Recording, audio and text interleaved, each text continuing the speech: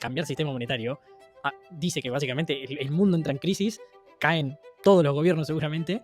No quiero ser totalmente apocalíptico, pero digo, es una crisis al estilo la Gran Depresión. ¿Cuándo crees que podría llegar a pasar? O de última, ¿qué podría llegar a detonarlo? Bueno, con las guerras comerciales de Trump había un montón de chances de que eso, la conocida Gran Depresión, que fue en 1929, fue la crisis de las crisis, empezó con una guerra comercial. Empezó con dos republicanos poniéndole tarifas al resto del mundo y literalmente eso terminó siendo la Gran Depresión después, con un montón de otras cosas. Pero no sé, el tiempo de Dios, literal. Vos en economía podés saber a dónde te estás encaminando. Es lo mismo que decimos con Milei y la inflación. ¿A dónde está encaminando? ¿A qué baje? La tendencia va a ser a la baja. ¿Cuándo? ¿Cuándo va a desaparecer la inflación? Es difícil de saberlo. Porque después hay parte de ciencia social que son personas. Y las personas no son tan racionales como creemos. ¿A dónde está encaminando el mundo? A que haya una crisis monetaria y a que haya un cambio de sistema monetario. ¿Cuándo va a pasar? Ni idea. O sea, literalmente puede pasar a fin de este año o puede pasar en 10. Entonces vos tenés que jugar con las cartas que tenés y saber a dónde te estás dirigiendo. Saber que en este mundo, hoy en día, no tener activos, lo único que te hace es cada vez ser más pobre. Hola a todos, bienvenidos a un capítulo más del protagonista en este segundo episodio de la sección que nos gustó llamar El que apuesta el peso gana.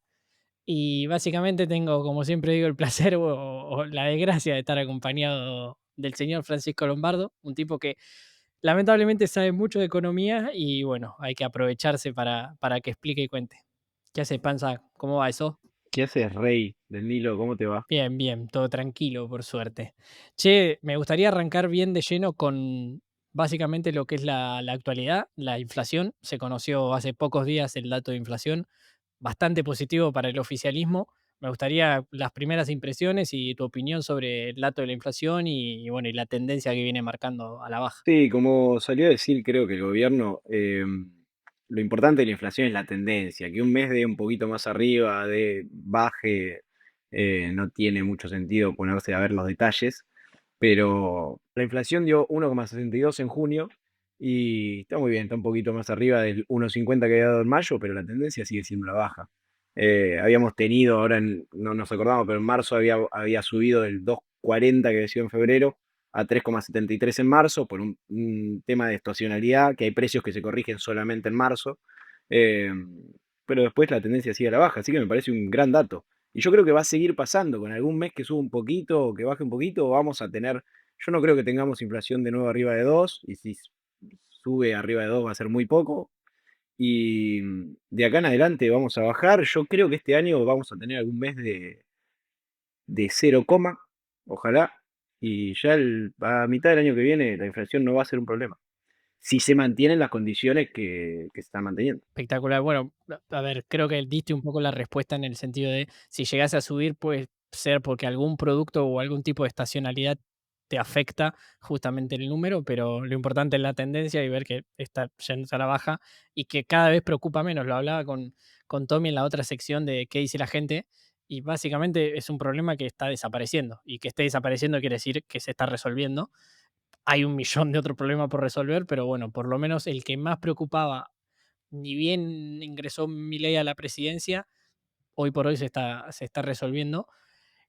Bo- a- Por último, para la inflación y para cerrar, dijiste mientras se sigan manteniendo ciertas condiciones o se sigan haciendo ciertas cosas, ¿qué serían? O sea, ¿cómo el gobierno puede seguir manteniendo esta tendencia a la baja de la inflación? Y por ejemplo, con lo que se votó ahora en el Congreso de que metieron un proyecto para subir ciertas cosas en las jubilaciones, con la discapacidad, y la idea es destruir el déficit fiscal. Digo que es la idea porque vos cuando presentás un proyecto que va a generar gasto público, vos tenés que presentar en el mismo proyecto cómo lo vas a financiar.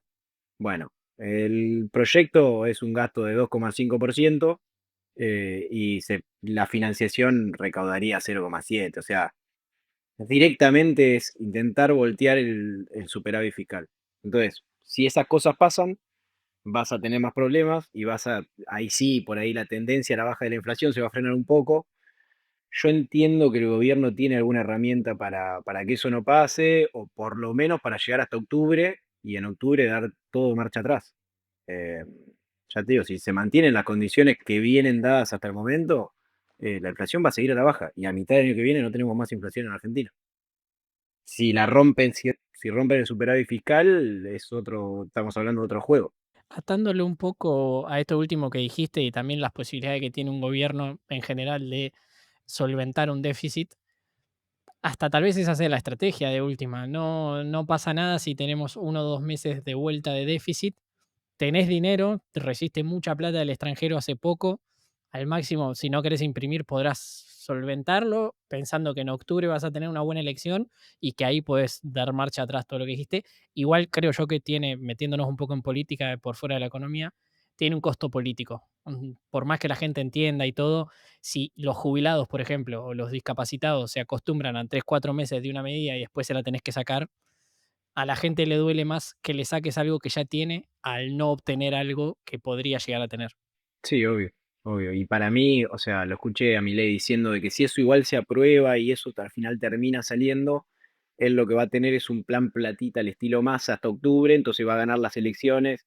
Está buenísimo lo que dice, el plan platita lo haga Milei, Massa o Alfonsín, es una mierda. O sea, es pan para hoy y hambre para mañana. Entonces, no me importa que lo haga quien lo haga, está mal. Pero bueno, sí, obvio. Si no podés frenar ese proyecto y termina pasando eso, hasta octubre tenés eso, tenés un plan platita porque esas medidas en el muy corto plazo traen ciertos beneficios. Los efectos malos llegan después. Dijiste que básicamente el objetivo principal es destruir el superávit fiscal. Ya hablamos en el capítulo pasado la importancia que tiene el superávit fiscal y algunos resultados o consecuencias que puedes conseguir a raíz de eso. Me acuerdo que citaste a Suchovicki que dice el superávit fiscal te empodera. Me gustaría meternos un poco más a detalle y ya pasando al tema principal de este capítulo, que es el superávit y el déficit fiscal y cómo hay también países en el resto del mundo, como dijimos, hay más de 200 países en el mundo que tienen déficit fiscal y parece no tener las consecuencias que ha tenido Argentina en su historia. Si te parece, damos un panorama general de cómo está el mundo en ese tema y ya empezamos a hablar bien de las consecuencias. Para terminar con el tema este del proyecto que quiere sacar el Congreso, para mí el problema no es los efectos del corto plazo, lo que genere, si el plan platita o si que la gente después se enoje cuando se lo saques. Eso es momentáneo, es en el corto plazo. El problema es que hoy en día el mundo está mirando a Argentina y Argentina está haciendo todo para que el mundo lo vea bien a Argentina bien parado. Y entonces, que la política se ponga en contra del camino que está tomando el oficialismo es una mala señal. Argentina tiene dos posibles cisnes negros en el futuro. Argentina tendría que ir bien encaminada y tendría que salir adelante.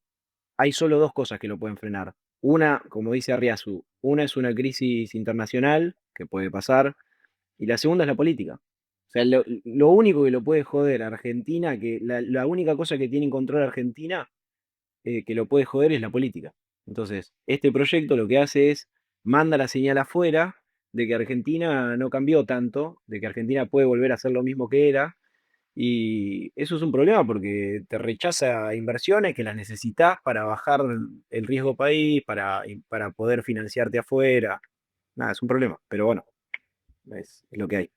Sí, por último, y antes de pasar a lo que es la situación del mundo en términos de superávit y déficit, justamente hablábamos en el episodio pasado de la otra sección. Obviamente lo político y lo económico está totalmente relacionado, como vos dijiste, lo político te puede afectar lo económico y muchas veces a los políticos los pone y los saca la economía, entonces son dos temas, obviamente, dos caras de la misma moneda. Pero hablábamos con Tommy de la importancia que tiene, primero, en primer lugar, las elecciones provinciales de Buenos Aires, que es ir a pelear contra tu enemigo básicamente de visitante. Y después, obviamente, ya a nivel nacional, pero si los mercados y si los inversores internacionales ya ven en provincia de Buenos Aires una muy buena elección del oficialismo, con esto de tal vez llegar antes de la noticia y comprar barato, ahí ya podés empezar a ver ciertos intereses de los agentes internacionales en venir e invertir en el país. Sí, obvio. También como dice De Pablo, comprar cuando, por ejemplo, si el oficialismo gana en Provincia de Buenos Aires o en octubre, los precios van a ser otros. O sea, cuando la información, cuando ya sabes que al final gana el oficialismo, no vas a comprar a los precios de ahora. Vas a comprar a precios mucho más caros. Por eso la inversión tiene su riesgo y si te gusta el riesgo, compras ahora. Si no te gusta, esperas a ver qué pasa, pero todos van a terminar comprando más caro una vez que la noticia se sepa. Ahora, si no gana el oficialismo, los precios van a ser bastante más baratos de lo que son ahora. Tal cual. Bueno, metiéndonos bien de lleno en lo que es déficit, metiéndonos bien de lleno en lo que es situación un poco internacional para entender lo que pasa y para seguir revalidando, ¿no? El poder del superávit fiscal. ¿En qué situación? Me acuerdo que cuando planteábamos la charla vos me dijiste el mundo medio que se argentinizó en el mal sentido y llevándolo a que prácticamente todo el mundo tiene déficit fiscal, hasta las potencias mundiales más importantes tienen déficit fiscal. ¿Cómo se explica eso? ¿Cómo algunos países pueden seguir creciendo teniendo igualmente un montón de déficit fiscal? Bien, el tema principal ahí es la reputación. Eh, el proble por eso el problema gigante de Argentina es haber defaulteado la deuda, es haber expropiado YPF, es haber no respetado la propiedad privada, porque con una sola vez que lo haces, tirás años del futuro a la basura. Los, los países desarrollados tienen reputación. Japón está haciendo cualquier cosa, literalmente, o sea, en materia monetaria, está haciendo las cosas muy mal hace 15 años, pero es Japón. Entonces, cuando salen a buscar deuda en el mundo y la gente tiene que comprar bonos de Japón, o sea, tiene que financiar al gobierno de Japón, miran y dicen, che, estos están haciendo cualquier cosa, pero es Japón. Japón es Japón. Estados Unidos. Che, Estados Unidos está haciendo cualquier cosa. Estados Unidos tiene un déficit increíble. Va a terminar este año, por ahí va a gastar más en pagar los intereses de su deuda que en pagar, por ejemplo, la defensa nacional, que Estados Unidos es el país que más gasta en defensa nacional. Y está haciendo cualquier cosa también Estados Unidos, pero Estados Unidos es Estados Unidos. Entonces, eso lo lográs con años y años y años de reputación, con años de pagar tus deudas, con años de no expropiar empresas, con años de respetar la propiedad privada. Con una sola vez que lo arruines, necesitas después años de volver a ganarte la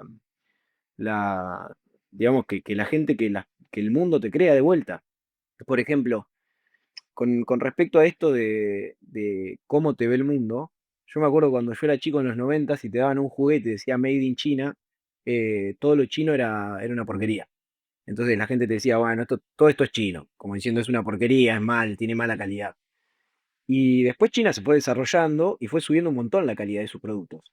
Pero en los 2000, 10 años después, si vos comprabas algo en chino, tipo algo chino, te decían, igual es chino, sigue siendo una porquería. Cuando ya no era la misma calidad que hacía 10 años. En 2015, vos comprabas y te decían, bueno, esto es chino, ¿viste? Como puede funcionar o no. Igual China ya tenía bastante más calidad. Hoy en día, cualquiera que compra algo hecho en China sabe que tiene calidad. Ya no decís más, esto es chino como si fuese algo malo, y sabe que la tecnología china es buenísima. Los autos, los celulares chinos. Y eso llevó años, literalmente décadas. Por ahí China ya viene con buena calidad hace 10, 15 años. Pero eso te lleva años de crearte una reputación. Lo mismo pasa con defoltear la deuda, con pagar la deuda, con la reputación que vos tenés como país. Entonces, lo que pasa con los países que tienen déficit fiscal y que están haciendo las cosas mal monetariamente es que estuvieron años pagando sus deudas y estuvieron años creándose una reputación. Ahora la gente no le suelta la mano enseguida. Eso no quiere decir que no vaya a pasar y eso no quiere decir que no hayamos visto señales de que puede estar pasando. Incluso justo a principios de este año o en estos meses que pasaron, hubo algo de eso. En agosto del año pasado pasó con Japón. El Banco Central de Japón subió la tasa un poquito y la gente le soltó la mano, le dejaron de comprar los bonos. Hubo un ruido muy, muy grande con eso. Lo mismo pasa con los bonos estadounidenses, no están encontrando demanda. O sea, Estados Unidos le está costando más que antes encontrar compradores de bonos, cuando en realidad los bonos de Estados Unidos son los que se toman como los bonos libres de riesgo. Hoy en día ya la gente no los tiene como los libres de riesgo. Incluso una calificadora de riesgo, que son internacionales, que califican activos financieros, le bajó el rating a los bonos de Estados Unidos.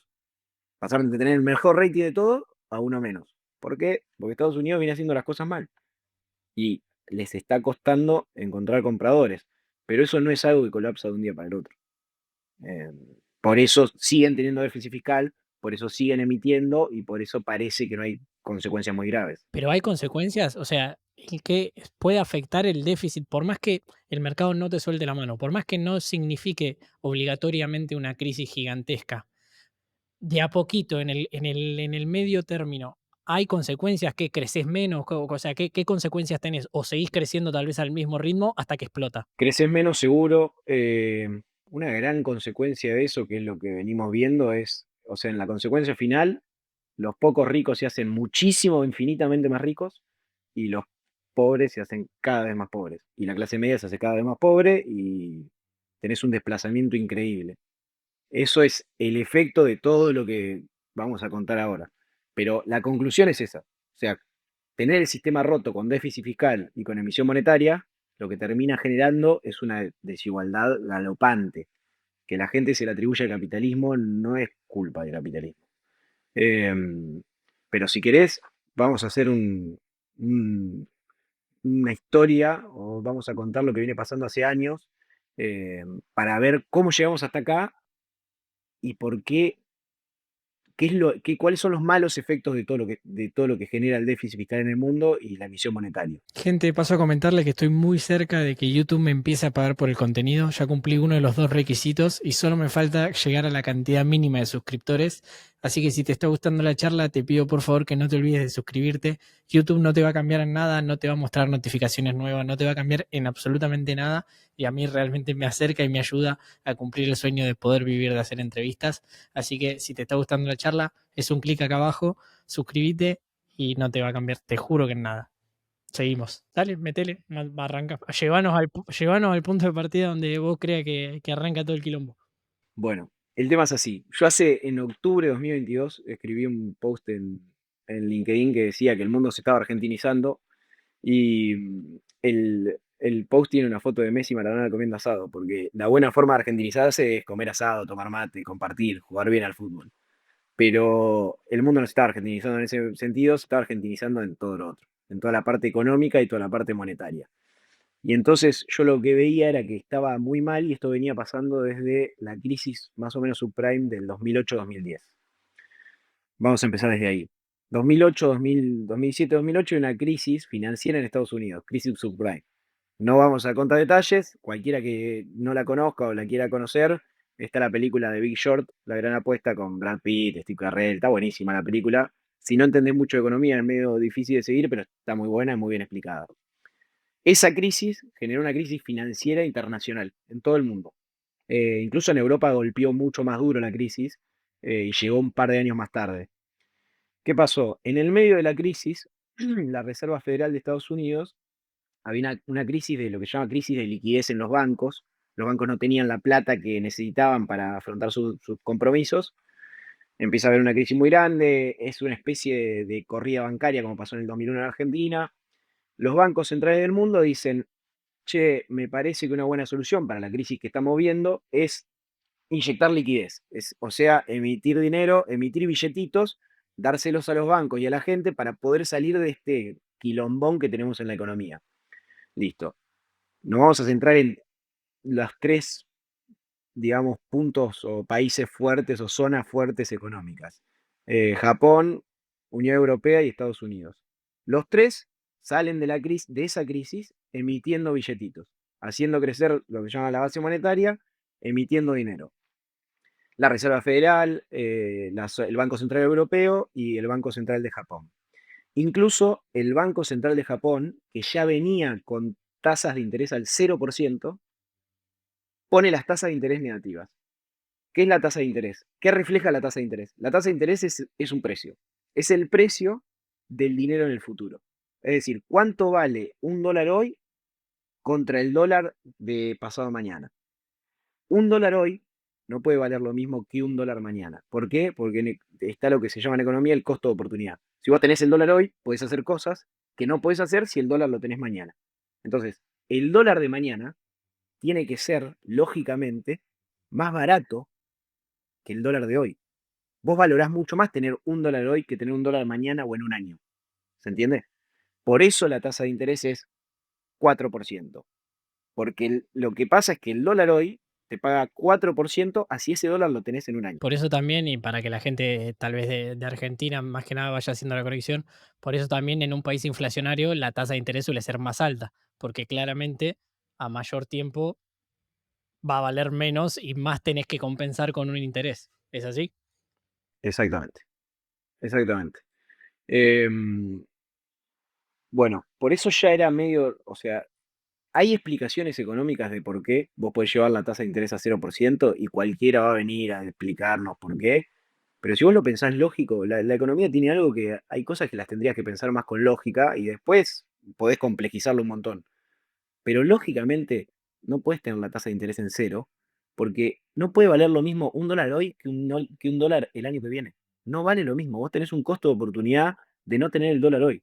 Entonces, no es lo mismo un dólar hoy que un dólar en 2026. Entonces, la cuestión, Japón no solo va más allá, no solo que pone la tasa de interés a 0%, sino que pone la tasa de interés en negativo. Poner la tasa de interés en negativo quiere decir que si vos sacás un préstamo, no solo que el banco no te cobra plata por sacar el préstamo, no te cobra intereses, sino que encima te paga. No tiene ningún sentido de lógica. Si vos dejabas plata en un plazo fijo, el banco te cobraba intereses. O sea, te sacaba plata por darles plata a ellos. No tenía ningún sentido lógico y no tiene ningún sentido lógico que un dólar hoy valga menos que un dólar el año que viene. ¿Y cuál era la explicación en ese momento? Estimular la economía, porque hay según cómo vos controles tu economía monetaria, la tasa de interés puede ser endógena, es decir, vos no decidís tu tasa de interés, sino que la decide el mercado o la decidís con el resto de parámetros que toqueteás. Según lo que hacían ellos, la tasa de interés terminaba siendo negativa. Eh, Porque la gente prefería comprar los bonos, por ejemplo, de Japón. La tasa de interés se define con un bono vale 100. Si vos lo comprás a 96, la diferencia entre 96 y 100 es la tasa de interés. Ahora, como la gente prefería tener bonos de Japón a cualquier otra cosa, empezaron a comprar los bonos a 100. La tasa de interés es cero.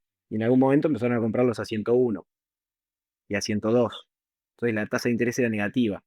Y el Banco Central de Japón podía emitir deuda pagando menos de lo que recibía, lo cual no tiene ningún sentido lógico, pero bueno, según los sistemas, hubo toda una teoría, una corriente de teoría monetaria moderna que defendía eso a muerte. Bueno, arrancas, tratan de salir inyectando la máxima cantidad de dinero posible y generando demanda y consumo a más no poder. Exacto. Le sale bastante bien. Ahí Friedman dice que emitir dinero es como una adicción a alguna droga, como el alcoholismo. Los buenos efectos los ves muy rápido y en el corto plazo y los malos efectos tardan en llegar. El tema es que mientras más tomás o mientras más consumís una droga, los buenos efectos cada vez son menos y los malos efectos cada vez llegan más rápido. Como era la primera vez en la actualidad que el mundo desarrollado salía a emitir, pudieron salir de la crisis, dieron un montón de liquidez al sistema que les hacía falta por un montón de lo que llaman mecanismos de transmisión. La inflación no subió, o sea, la inflación que dan los gobiernos se calcula con una canasta de bienes y servicios. Vos no podés poner todos los precios de todos los bienes y servicios de la economía para calcular la inflación. Tenés los precios de los vasos, los precios de las computadoras, los precios de los cuadros, los precios de cada marca de computadora. No, lo que hacen es agarrar una canasta de bienes y servicios, que ellos dicen, estos son los bienes y servicios necesarios para vivir, y esa canasta van chequeando los precios cuando va pasando el tiempo y de ahí calculan la inflación. Entonces, esa canasta del IPC, lo de los precios al consumidor, no subió tanto. Después de 2010 hasta más o menos 2020, tuviste un promedio de 2-3% de inflación en el mundo desarrollado. Incluso Japón ni siquiera levantó la inflación. Pero o sea, quédate con esta parte de que la inflación se calcula con un límite de bienes y servicios, no con todos los bienes y servicios de la economía. Eso es importante. Entonces, el mundo salió bastante bien parado de la crisis financiera. En su momento, esa crisis financiera era el fin del capitalismo. La gente que la vivía era como, bueno, se termina el capitalismo, el fin del mundo, que eso suele pasar en las crisis. Eh, el mundo salió emitiendo dinero. No solo la Reserva Federal de Estados Unidos emitió un montón de dinero, sino que el Banco Central Europeo emitió un montón de dinero y el Banco Central de Japón emitió un montón de dinero. Pudieron salir de la crisis, siguieron emitiendo lo que se llamó, eso fue un modelo que se llamó QE en inglés, Quantitative Easing, que es emitir dinero, en su programa para emitir dinero, ¿no? Se compran bonos y qué sé yo. Amigo, antes de continuar, una pregunta, perdón, atándole a la situación argentina, porque escuché, por ejemplo, en su momento se hizo medio famoso cuando Rebord decía, loco, metele un billetín. Yo sé que vos no imprimís, pero metele un billetín para que esto reactive. ¿Crees, bajo tu concepción, y me gustaría que lo justifiques, para salir de una crisis, entras dentro de la crisis, explota todo? ¿Es mejor seguir sin imprimir o hay una cierta cantidad de dinero que vos podrías imprimir como para dar dinamismo y cortarlo a tiempo? No, o sea, se salió muy bien parado del 2010, pero el tema es que vos, para compararlo, tendrías que hacer lo que se llama extrapolar. Vos tendrías que hacer, vos tendrías que teorizar lo que hubiese pasado si no se imprimía, y no lo sabemos. Yo soy bastante kamikaze en el sentido de pensar que las economías necesitan creación y destrucción para avanzar. La gente le encanta cuando se crean cosas, pero no le gusta cuando se destruye o cuando cae el empleo, cuando se rompe una empresa o una industria, pero es totalmente necesario para crecer. Y en el 2000 se habían hecho las cosas muy mal hasta el 2010. O sea, la crisis del 2010 viene por un montón de cosas mal hechas durante todos los 2000. Entonces, lo que por ahí necesitabas era no salir con emisión, que se rompa lo que se tenga que romper. Incluso si no se emitía, se rompían muchísimos bancos grandes. Se hizo muy conocida la frase en ese momento de too big to fall, muy grande para caer. Porque era como, bueno, esto hay que salvarlo porque es muy grande para caer, este banco, lo que sea. Y por ahí se tenían que romper, porque habían hecho las cosas mal. Entonces, por ahí se tenía que romper para que puedan crecer cosas nuevas. Vos emitiste, saliste de la crisis, se evitaron un montón de, digamos, de que el desempleo se vuele, de que la pobreza se vuele. Eso se evitó un montón, es verdad. Posiblemente hubiese sido peor la crisis. Pero te quedaste con las industrias que habían hecho las cosas mal, siguen vivas. No solo eso, sino que los bancos que eran muy grandes para caer, se agrandaron más, porque compraron a los más chicos. ¿Entendés? Entonces, ok, el sistema sigue vivo, pero ahora está peor que antes. O sea, el gigante que era muy grande para caer, ahora es más grande. Pero no hay una solución en el medio, no hay una solución que vos decís, bueno, imprimimos, salvamos y en la que más o menos se regularizan las condiciones internacionales y demás, empezamos a limpiar la basura que tenemos abajo. Ellos en este caso se pasaron de golosos, ¿está bien? Estados Unidos hace un par de años imprimió no sé cuántas bases monetarias, eso estamos todos de acuerdo, pero digo, no hay una solución en el medio de, en este punto que estamos en el fondo, imprimimos, solucionamos y si lo cortamos a tiempo, ¿puede funcionar? No, porque los agentes económicos, las empresas, la gente se acostumbra a esa nueva cantidad de dinero y se acostumbra a esa emisión de dinero, que incluso fue lo que pasó, o sea, es a lo que vamos a llegar en 2017, 2018. La Reserva Federal de Estados Unidos quiere empezar a absorber los dólares que había emitido. Nada, no puede absorber ni el 10% de lo que había emitido porque se empiezan a ver fricciones. La economía ya se acostumbró a que vos venís inyectando dinero o a cierta cantidad de dinero. Cuando la querés sacar, empiezan a aparecer los problemas. ¿Entendés? Entonces, es imposible volver a la cantidad de dinero que tenías antes en su momento. Así que si querés continúo con la historia. Lo que pasó fue, emitieron, salieron de la crisis, genial, la inflación no subió mucho, genial, llegamos a 2017 en Estados Unidos, 2018 en Europa. Estados Unidos dice, bueno, emitimos tanto dinero, esto va a generar problemas, tendría que generar inflación. La inflación no había subido mucho porque te había caído la velocidad del dinero, porque los bancos se habían hecho con un montón de liquidez, porque tenías capacidad ociosa, todas cosas económicas que son mecanismos de transmisión aburridas, pero es la explicación de por qué no subió tanto la inflación. Párate. Perdón, pero porque siento que hay veces que vos sabés un montón de cosas y las decís, yo también las sé por escucharte hablar, pero la velocidad del dinero, si podés explicar por qué es la velocidad del dinero rápidamente y también conectarlo, si te parece, porque sé que está conectado con la pandemia y por qué no tuviste inflación en la pandemia. Ok. La velocidad del dinero es la velocidad a la que se intercambia el dinero. Es decir, el mismo billete de un dólar, qué tan rápido pasa de mano en mano. Eso se mide, es difícil de medirlo, pero se mide mucho con la actividad económica. Si vos tenés más actividad económica, el mismo billete pasa rápido de mano en mano, se compran y se venden más bienes, se compran y se venden más servicios.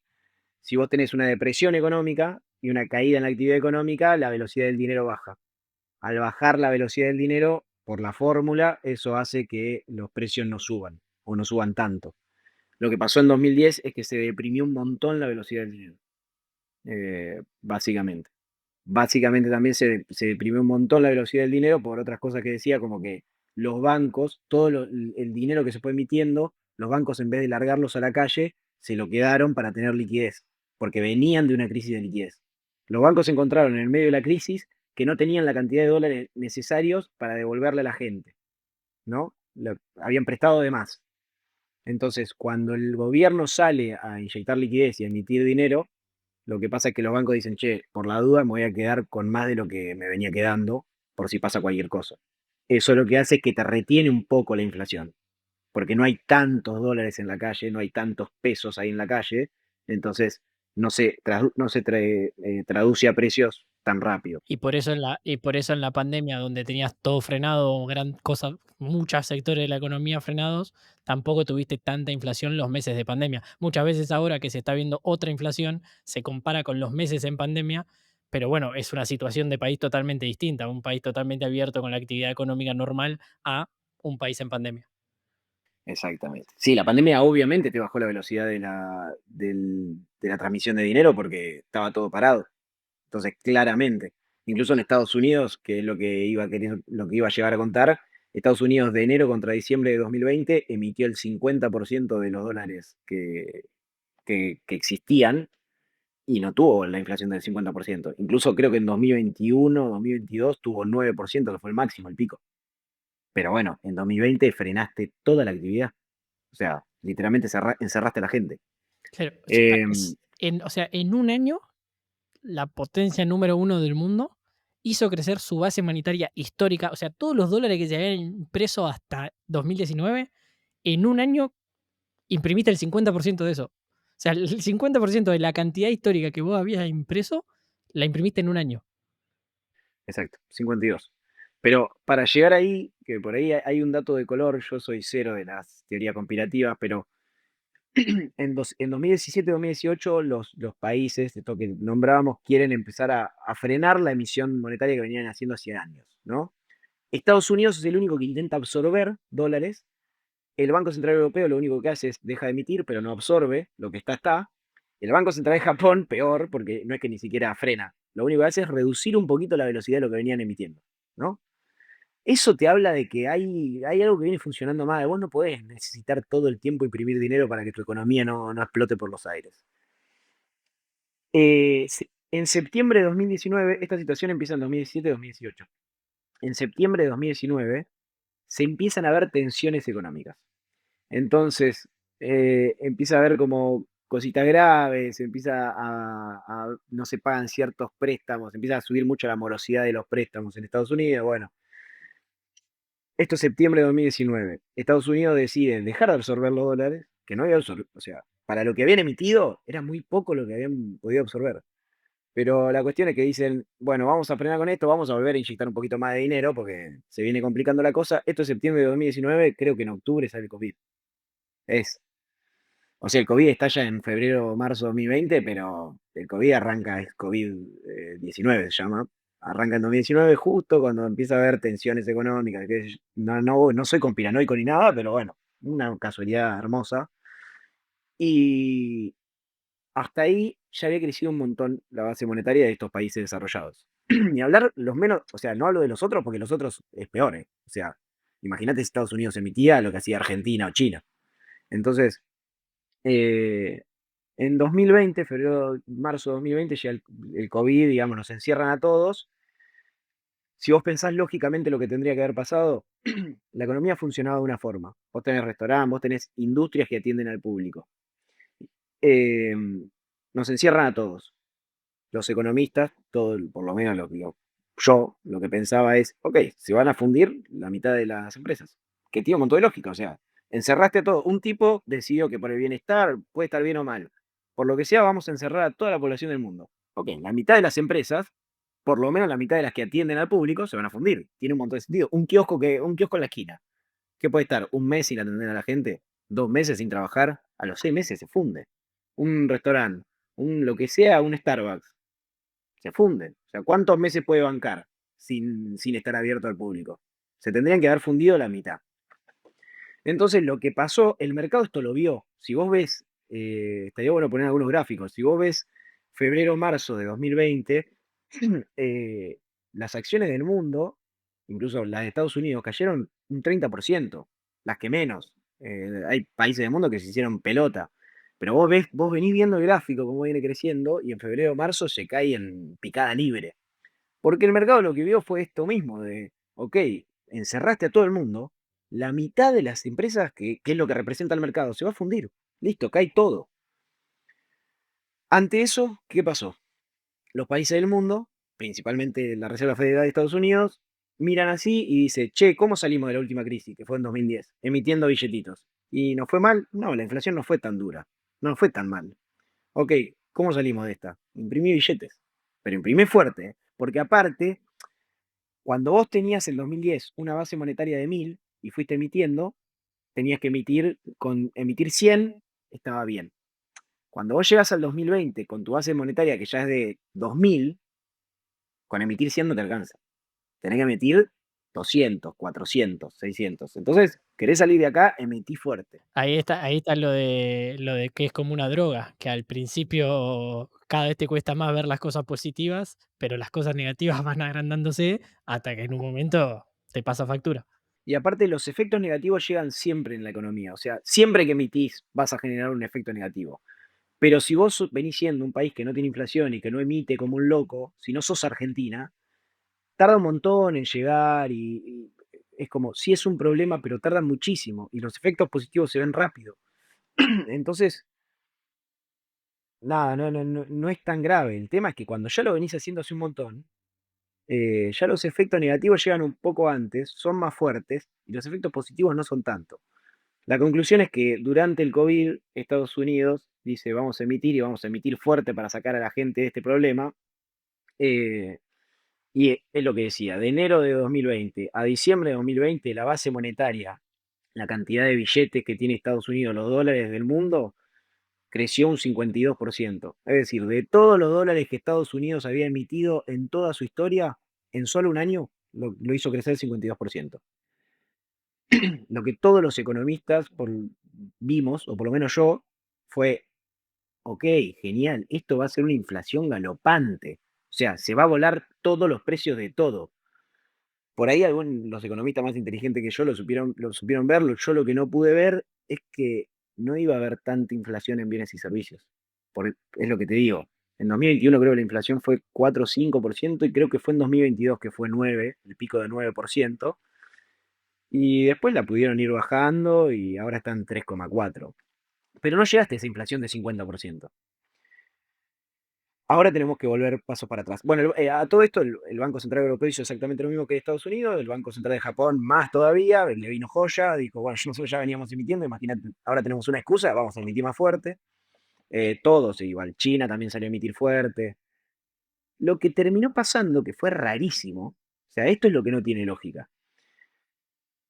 Y volvemos, la inflación se calcula con una canasta de bienes y servicios que alguien cree que son los bienes y servicios necesarios. Esos bienes y servicios no crecieron tanto. O sea, la inflación, como mucho, fue 9% un año. Ahora, yo te vuelvo a decir, vos pasaste de una economía abierta y normal a encerrar a todo el mundo.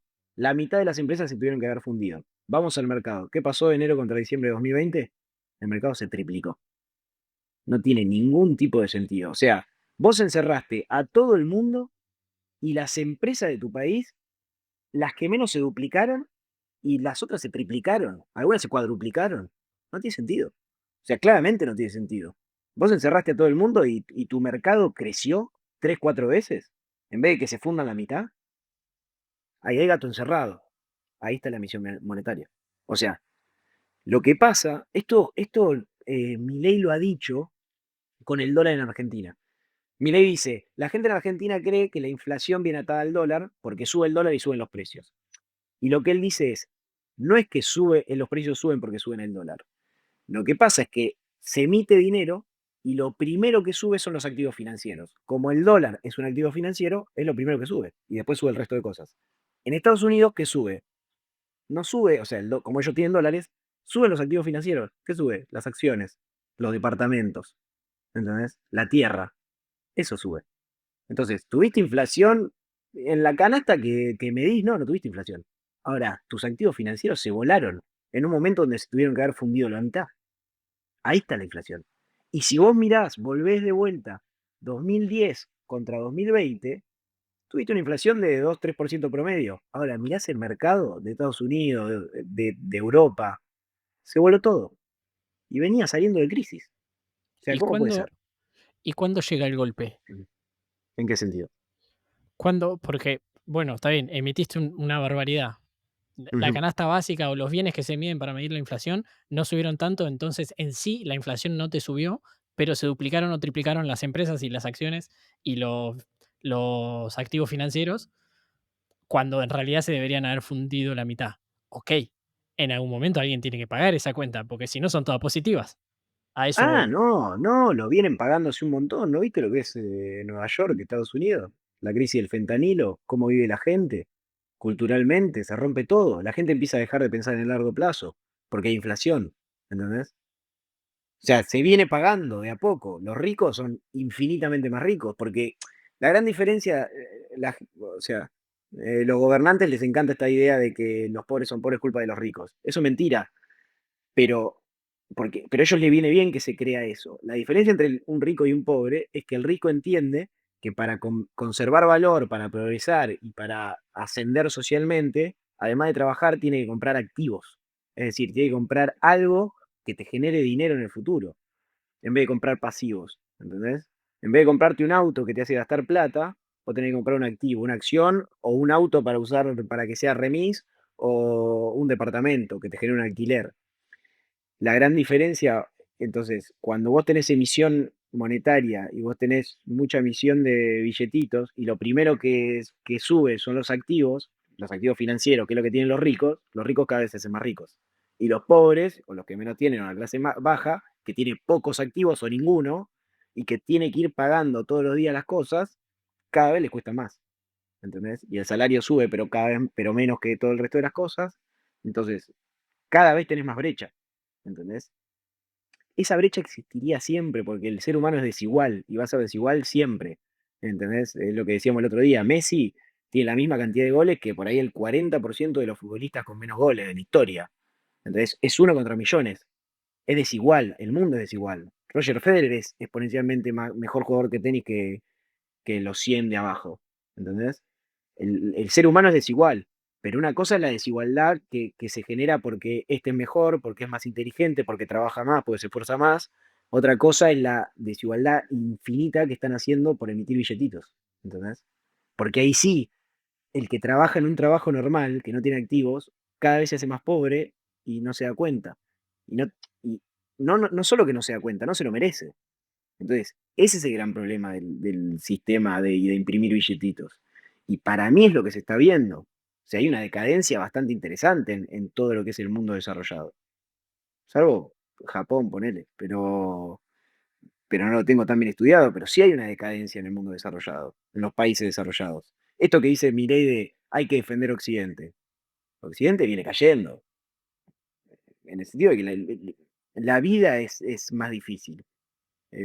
Tendría que ser todo lo contrario, porque vos tenés cada vez más tecnología, cada vez más bienes y servicios. Eh, para mí las consecuencias están ahí y después si vos querés, vos me decís, bueno, pero en algún momento tiene que haber una crisis o un golpe duro, claro, en algún momento no parar de emitir, lo que te va a generar es que los efectos malos, como le pasó a Argentina, pero Argentina tuvo años sin tener moneda. Entonces, Argentina emite y enseguida tiene inflación y enseguida ves los efectos negativos. Y los efectos positivos son cada vez más cortos y cada vez menos. En algún momento al mundo le va a pasar. El tema es que lleva tiempo, pero en algún momento al mundo le va a pasar. ¿Por eso crees que las intenciones tan fuertes, en gran parte, de Trump de hacer valer lo estadounidense en el sentido de cuando él, me acuerdo, cuando él estaba asumiendo o antes de que él asuma, ya se hablaban un poco de que ciertos activos se empiecen a comerciar en otras monedas que no sean dólares? Me acuerdo que creo que en su momento estaba China tratando de empujar eso, o Rusia tratando de empujar eso con Europa. Es un poco, ahí está el miedo también de los americanos, de decir, suponiendo que el mundo, por X motivo, porque tal vez algunas cosas se dejan de negociar en dólares, o porque el mundo se deja de mover en dólares, a mí eso me va a terminar bajando un montonazo la demanda de dólares, porque ya el mundo no lo va a querer y porque no lo va a usar. Y ahí es la contracara, digamos, che, todos estos dólares me van a volver a mí y me explota la economía. Exactamente, exactamente. Y China, por ejemplo, particularmente, que hoy es el rival desafiante de la potencia mundial que es Estados Unidos, China hace 2 años que no para de comprar oro. Incluso el oro está en lo que se llama un bull market, un mercado alcista, hace un añito y pico, que no para de subir máximos históricos. Entonces, eso está mucho empujado porque los bancos centrales están empezando a comprar oro, porque antes las reservas, o hace unos años, las reservas eran oro y dólar, porque el dólar era la moneda fuerte, la moneda de reserva. Los países ven lo que viene haciendo Estados Unidos hace en los últimos años. Están comprando oro, ¿entendés? Entonces, yo creo que el mundo ya sabe lo que está pasando. Estas cosas no pasan de un día para el otro. Ahora, sí yo creo que hay una película que es muy buena, Wall Street 2, peliculón. En un momento está el protagonista hablando con Michael Douglas, que es como el inversor experimentado, y están hablando de la crisis del 2010, porque la están transitando. Y el chabón le dice, em, lo que va a pasar en esta crisis es que el gobierno va a salir a rescatar a los que hicieron las cosas mal, la gente se va a olvidar de lo que pasó en algún momento, en unos años, van a volver a hacer las mismas boludeces que vinieron haciendo hasta colapsar, y vamos a volver a colapsar. Y dice, lo que pasa es que la próxima crisis sí va a ser la definitiva. Él dice, va a ser tipo los tulipanes de Holanda, que es la burbuja de los tulipanes de 1637. Y yo en su momento cuando vi la película voy a decir, está exagerando, es como está buena la frase, como la próxima va a ser la crisis. Pero ahora tiene un montón de sentido de que la próxima crisis sea la crisis que se lleva puesto el sistema monetario, que no es el fin del mundo, para nada. Pero sí, nosotros estamos en este sistema monetario que se llama sistema fiduciario desde el 71, creo. Se me fue el año, pero creo que es el 71, Desde que Nixon, salimos del de que, patrón oro. Sí, ah, Nixon ok, saliendo del patrón oro. Claro. Sí, 1971. Todo el dólar estaba atado estaba uno a uno con el oro, como habíamos hecho en Argentina con el 1 a 1, un dólar, un peso. Bueno, el mundo era, un dólar vale una onza de oro y todas las monedas flotan contra el dólar. Entonces era una especie de patrón oro. No era el patrón oro original, pero era patrón oro.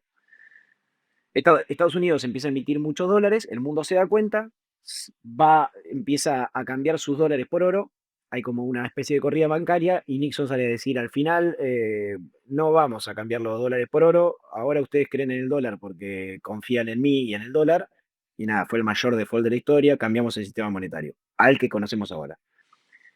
Yo creo que la próxima crisis va a llevar a cambiar el sistema monetario, por esto que estamos diciendo. O sea, en 2010 empezaste emitiendo, emitías con cautela, saliste de las crisis medianamente bien. 2020 tuviste que emitir el 52% de la base monetaria. Ya no hay próximo salvataje. La próxima crisis, vos podés emitir lo que quieras, no te va a salvar. Entonces, lo que creo que va a pasar, y creo que es lo que está pasando ahora con Powell y lo que se llama el gran reset, como el reseteo, el gran reseteo, eh, es que vamos a volver a una especie de patrón oro. O sea, vamos a volver a que las monedas estén ligadas a alguna moneda más dura, como puede ser el oro, puede ser el Bitcoin. Ojalá sea contra el Bitcoin para mí, porque es el oro del siglo XXI, es más tecnología, es mejor. No es un consejo de inversión, pero digo, el Bitcoin tiene muchas mejoras muchas ventajas contra el oro. Pero yo entiendo que van a ir al oro y los países volverán a estar atados al oro o a una canasta de oro y plata y nada, entiendo que vamos a cambiar el sistema monetario. Y, y mis tesis de inversión muchas veces van con eso. ¿y cuándo crees que puede llegar a pasar? Si bien, obviamente, el tiempo es de Dios, dicen, y uno nunca sabe, porque me acuerdo de Big Short, uno de los problemas que empieza a pasar en la película es que el gobierno, por obvias razones, trata de estirar la crisis lo más que puede hasta que es inevitable. En este caso va a pasar lo mismo, porque el cambiar, como vos dijiste, el cambiar sistema monetario, dice que básicamente el mundo entra en crisis, caen todos los gobiernos seguramente. No quiero ser totalmente apocalíptico, pero digo, es una crisis al estilo la Gran Depresión. ¿Cuándo crees que podría llegar a pasar? O de última, ¿qué podría llegar a detonarlo? Eh, Yo esperaba, al principio esperaba que sea a fin de este año. Bueno, con las guerras comerciales de Trump había un montón de chances de que eso, la conocida Gran Depresión, que fue en 1929, fue la crisis de las crisis, empezó con una guerra comercial. Empezó con dos republicanos poniéndole tarifas al resto del mundo y literalmente eso terminó siendo la Gran Depresión después, con un montón de otras cosas. Y cuando Trump empezó con esto fue como, ah, ok, vamos a repetir la misma historia. Después se tiró para atrás, es un negocio y genial. Pero no, no sé, el tiempo de Dios, literal. Vos en economía podés saber a dónde te estás encaminando. Es lo mismo que decimos con Milei y la inflación. ¿A dónde se está encaminando? A que baje. La tendencia va a ser a la baja. ¿Cuándo? ¿Cuándo va a desaparecer la inflación? Es difícil de saberlo. Porque después hay parte de ciencia social que son personas. Y las personas no son tan racionales como creemos. ¿A dónde está encaminando el mundo? A que haya una crisis monetaria y a que haya un cambio de sistema monetario. ¿Cuándo va a pasar? Ni idea. O sea, literalmente puede pasar a fin de este año o puede pasar en 10. Entonces, vos tenés que jugar con las cartas que tenés y saber a dónde te estás dirigiendo. Saber que en este mundo, hoy en día, no tener activos, lo único que te hace es cada vez ser más pobre. Entonces, ¿qué opciones tenés? O comprás activos o trabajás el doble para seguir teniendo la misma calidad de vida. Porque si no, vas a trabajar lo mismo y cada vez vas a ganar menos relativamente. Por más de que vos digas, no, pero me aumentaron el sueldo, sí o qué. Pero cada vez viven peor. Cada vez puedes comprar menos bienes y servicios. ¿Por qué? Por todo esto. Porque el dinero en el que cobras cada vez vale menos. ¿Entendés? Creo que el ejemplo clarísimo, y lejos de que meternos en un debate filosófico, sí, filosófico feminista, pero digo, creo que el ejemplo clarísimo es que cuando nosotros éramos chicos, a una familia le alcanzaba con que el padre trabaje y podía mantener una familia. Hoy prácticamente ni siquiera los dos adultos laburando tal vez te alcanza para mantener ese mismo estilo de vida.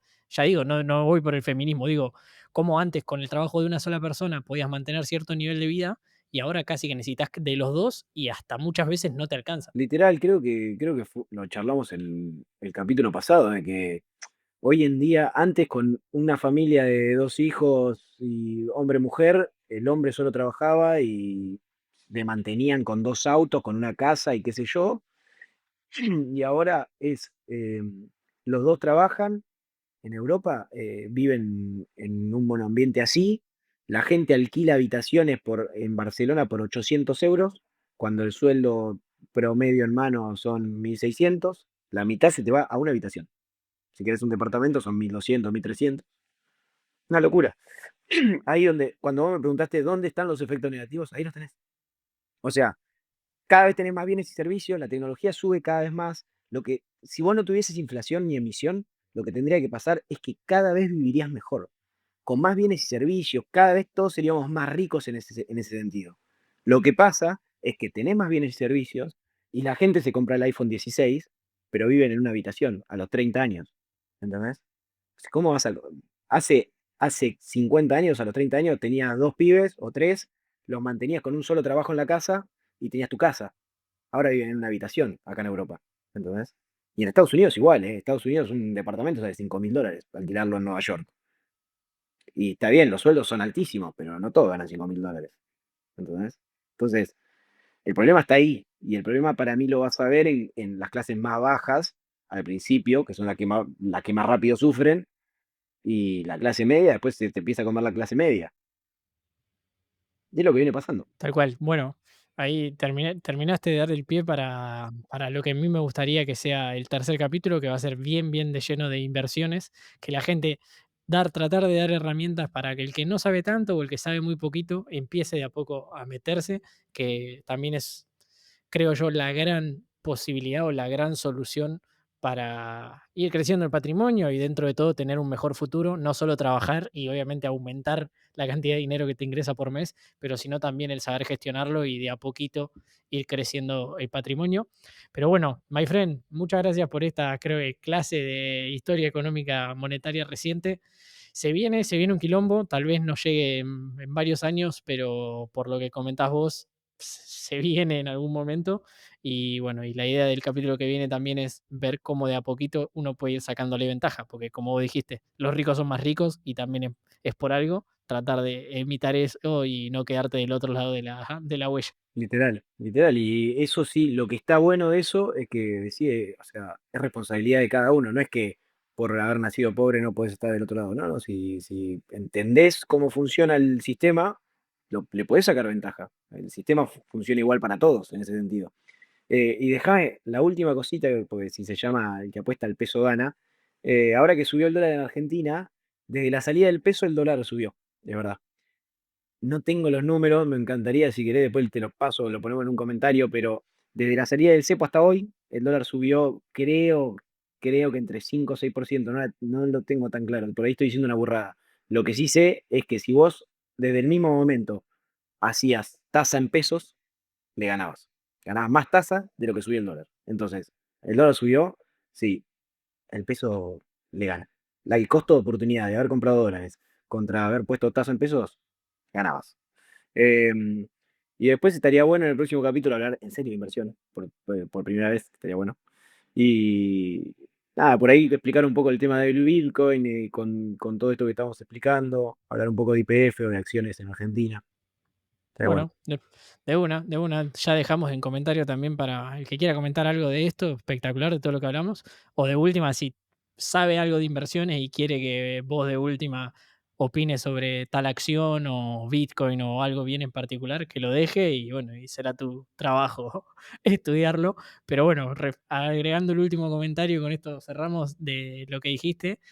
Podemos decir que la pregunta del título de la sección, si el que apuesta al peso gana, bueno, desde que saliste del cepo, el que apostaba al peso o el que apostó al peso ganó, efectivamente. Sí, y va a ganar más. Pero no es recomendación de inversión. Gracias, Panza. Nos vemos la próxima. Chau, gordo. Gente, hasta ahí el capítulo de hoy. Ahora los dejo con lo que fueron los minutos previos, que realmente no podíamos arrancar y estábamos tentados, así se ríen un poco. Y en caso de que hayas llegado hasta acá y te gustó el capítulo, por favor no te olvides de suscribirte. No te va a cambiar en nada, YouTube no hace nada distinto y a mí realmente me acerca un pasito más a cumplir el último requisito que me falta, que es cantidad de suscriptores, para que ellos me paguen por el contenido y así estar más cerca de cumplir mi sueño de vivir de esto. Los dejo con los primeros minutos y bueno, por favor no se olviden de suscribirse. Joya. Bienvenidos.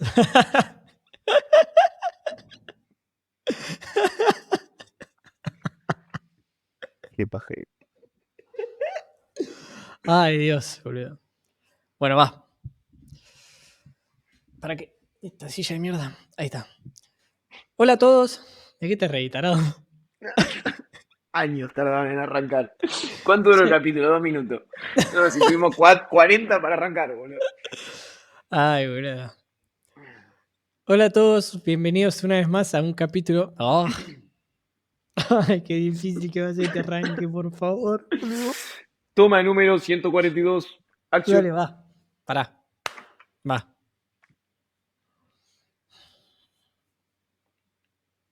Hola a todos.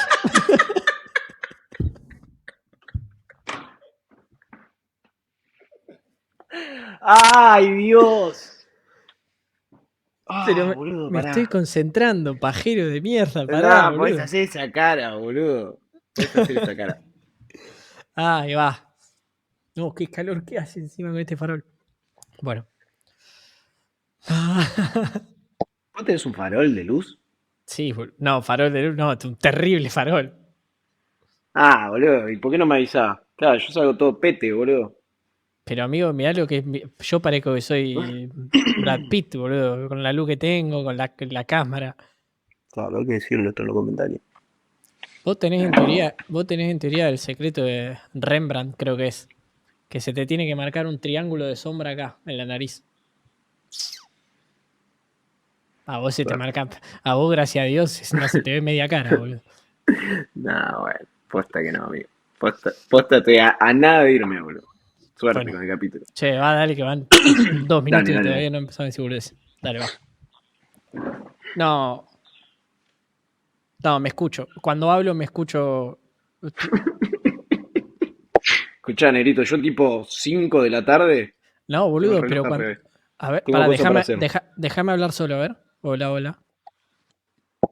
Hola, hola, hola, hola, hola. No, ahí está, creo que ahí está. Porque como que escuchaba que el ruido ese cuando escuchas a alguien.